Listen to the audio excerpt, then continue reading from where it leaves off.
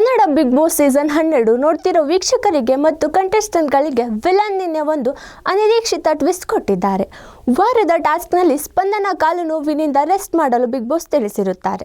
ಹಾಗೆ ತಮ್ಮ ಬದಲಿಗೆ ಅಭಿಷೇಕ್ ಜೋಡಿಯಾಗಿ ಆಟ ಆಡಲು ಚೈತ್ರ ಅವರ ಮನವೊಲಿಸಲು ಹೇಳಿರುತ್ತಾರೆ. ಇದರಿಂದ ವಾರದ ಟಾಸ್ಕ್ ಆಡಿ ಚೈತ್ರ ವಿನ್ ಆಗಿರುತ್ತಾರೆ. ಆದರೆ ಬಿಗ್ ಬಾಸ್ ಜೋಡಿ ಸ್ಪಂದನ ಮನೆಯ ಕ್ಯಾಪ್ಟನ್ ಆಗಿರುತ್ತಾರೆ. ನಂತರ ವಿಲನ್ ಕೊಟ್ಟ ಟಾಸ್ಕ್ನಲ್ಲಿ ಚೈತ್ರ ಅವರಿಗೆ ಕ್ಯಾಪ್ಟನ್ ಆಗುವ ಅವಕಾಶ ಸಿಗುತ್ತದೆ.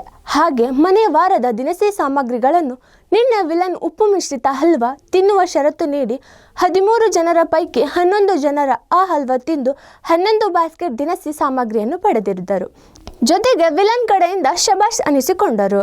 ಅದೇ ರೀತಿಯಾಗಿ ನಾಮಿನೇಷನ್ ಅಂತ ಬಂದರೆ ಶಾಂತಿಯಿಂದ ಇದ್ದ ಮನೆ ರಣರಂಗವಾಗಿ ಬಿಟ್ಟಿರುತ್ತದೆ. ಆದರೆ ಈ ಬಾರಿ ಯಾರು ಚಟುವಟಿಕೆ ಮಾಡಬೇಕು ಎನ್ನುವುದು ಕ್ಯಾಪ್ಟನ್ ಚೈತ್ರ ಅವರ ನಿರ್ಧಾರವಾಗಿರುತ್ತದೆ. ಇದರಲ್ಲಿ ಮನೆಯ ಜನ ಎಷ್ಟು ನಾಮಿನೇಷನ್ ಮಾಡಬೇಕು ಅನ್ನೋದು ಚೈತ್ರ ಕೊಡುವ ನಂಬರ್ ಮೇಲೆ ಇತ್ತು. ನಿನ್ನೆ ಚಟುವಟಿಕೆಯಿಂದ ಅಶ್ವಿನಿ ಗೌಡ ಮತ್ತು ರಕ್ಷಿತಾ ಅವರನ್ನು ಹೊರಗಿಡಲಾಗಿದೆ. ಇದರಿಂದ ಅಶ್ವಿನಿ ಅವರು ಚೈತ್ರ ಅವರಿಗೆ ಮಾತಿನ ಚಾಟಿಯನ್ನು ಬೀಸಿದ್ದಾರೆ.